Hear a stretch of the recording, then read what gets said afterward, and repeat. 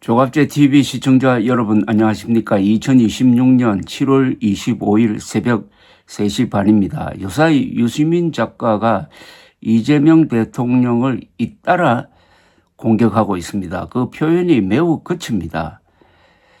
필패할 것이다. 이 정부는 망할 것이다. 뭐 이런 어떻게 보면은 악담에 가까운 이야기를 퍼붓는데 그 이유가 도대체 뭔지 잘 모르겠어요.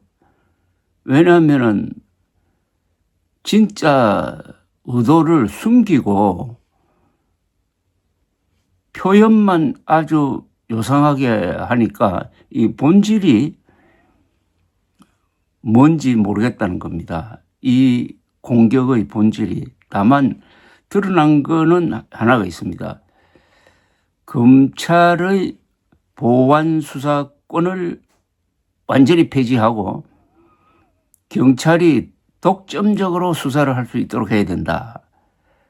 그것을 막으려고 하는 이재명 대통령은 실패할 것이다. 뭐 이런 취지입니다. 그런데 압도적 국민이 검사가 보완 수사권을 가져야 된다고 주장하고 있습니다. 그리고 압도적 전문가들, 법률 전문가들이 같은 생각을 피력하고 있습니다. 상식적으로도 어마어마한 수사권을 가지게 되는 경찰을 수사 전문가인 검찰이 보완하지 않고 견제하지 않고 내버려 두면은 국민 전체가 피해를 봅니다.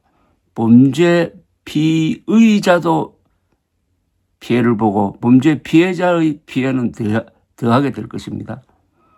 국민 전체의 삶과 직결되는 문제입니다. 그런데 왜 유시민 씨는 경찰 편을 들려고 하는지 도무지 알 수가 없어요. 그런데 여당 안에서도 반론이 만만치 않은데 당론으로서 보안수사권을 폐지하기로 이미 결정한 상태입니다. 이렇게 되면 남은 길은 딱 하나가 있어요. 이재명 대통령이 그 법안이 통과된 뒤에 거부권을 행사합니다. 이 거부권을 행사하면 여권에 큰 파장을 던질 것입니다. 저는 이게 바로 이재명 대통령이 국민 편에 서서 국민을 버린 민주당을 심판하는 아주 결정적 행동이 될 것이고, 이걸 통해서 이재명 대통령이 그야말로 국민 전체를 대표하는 또 헌법을 수호하는 큰 정치인으로 거듭 태어날 수 있다고 생각합니다. 이재명 대통령에게 어떻게 보면 정치적 찬스가 왔을지도 모르겠습니다.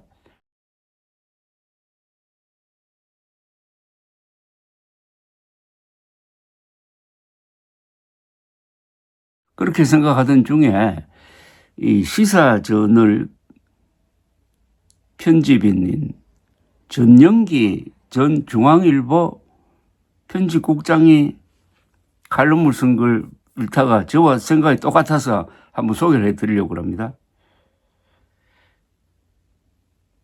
현재까지 유시민이 밝힌 대통령을 공격하는 가장 큰 이유는 이 대통령이 수사와 기소의 완전한 분리를 반대하고 검찰에 보완 수사권을 남겨놓고 싶어 하기 때문이다.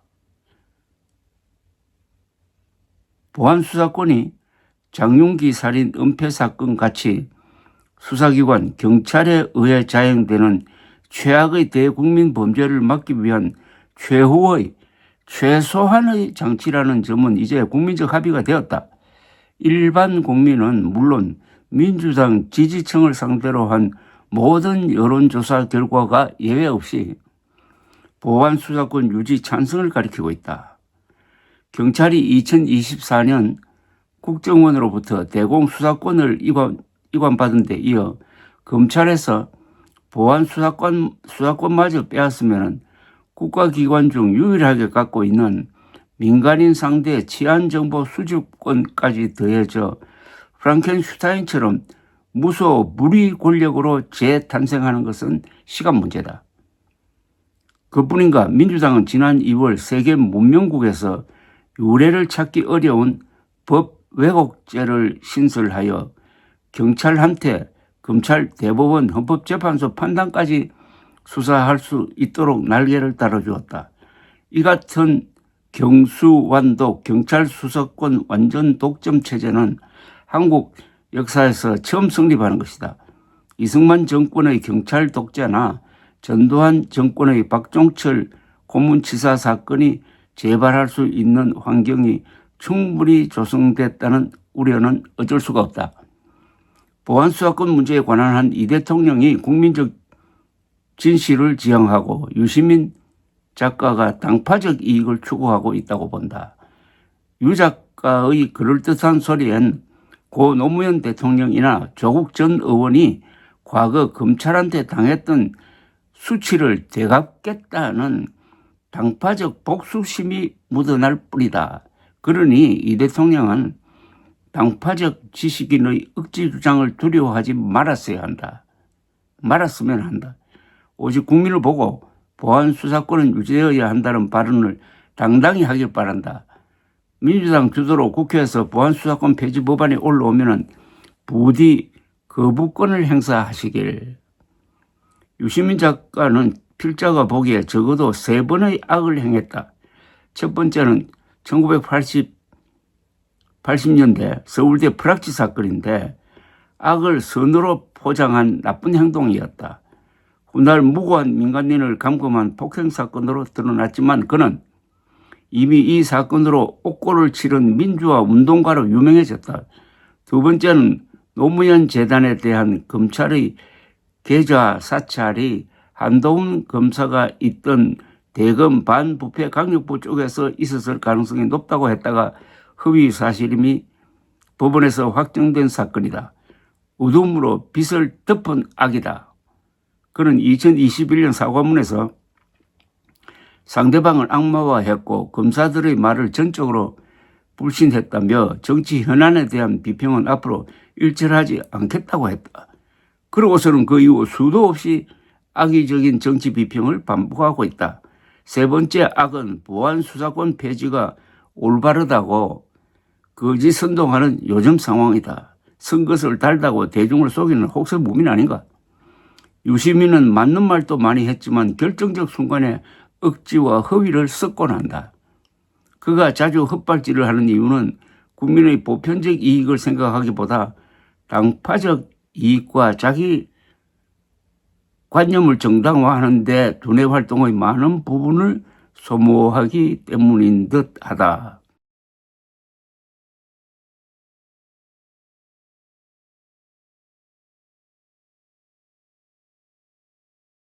만약 민주당이 이 유시민 주장을 따라서 검사 보안 수사권 폐지를 또는 금지를 법제화한다면은 이제는 이재명 대통령에게 공이 간 겁니다.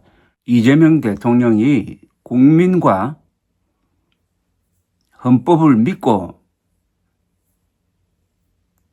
거부권을 행사한다면은 국민들의 지지가 아니라 역사의 힘을 받게 될지 모르겠다는 생각이 듭니다. 우리나라 역사에서 이런 극적인 결단을 내린 예가 몇 번 있습니다. 1987년 6.29 선언입니다. 노태우, 전두환 두 사람이 국민들이 요구하던 직선제 개헌안 등 여러 가지 민주화 조치를 수용을 하고 그동안에 있었던 권위주의 정권의 여러 가지 폐해를 시정하겠다는 발표를 합니다. 이게 6.29 선언인데 이걸로 해가지고 가장 인기가 없던 노태우 후보가 가장 인기 있는 정치인으로 하루아침에 바뀌어가지고 1987년 12월 대통령 선거에서 노태우 후보가 당선이 됩니다. 그리고 제6공화국이 열리는 겁니다. 이 정도 드라마틱한 제스처가 되기는 좀 어렵지만은 그 정도에 준하는 어떤 큰 격변을 일으킬 만합니다. 이게 민주당을 분당시킬 수도 있습니다. 그러나 국민과 헌법을 믿고 결단을 했다는 대통령의 권위가 그걸 압도하면서 정계 개편의 주도권도 잡을 수가 있다는 생각이 듭니다. 이재명 대통령이 일생일대의 승부를 거는 날이 지금 다가오고 있습니다. 이재명 대통령은 선거운동 기간에 이런 말을 했습니다. 대통령은 글자 그대로 크게 국민을 통합하는 사람이다. 그렇게 하려면 그 기준이 있어야 됩니다. 그건 헌법입니다.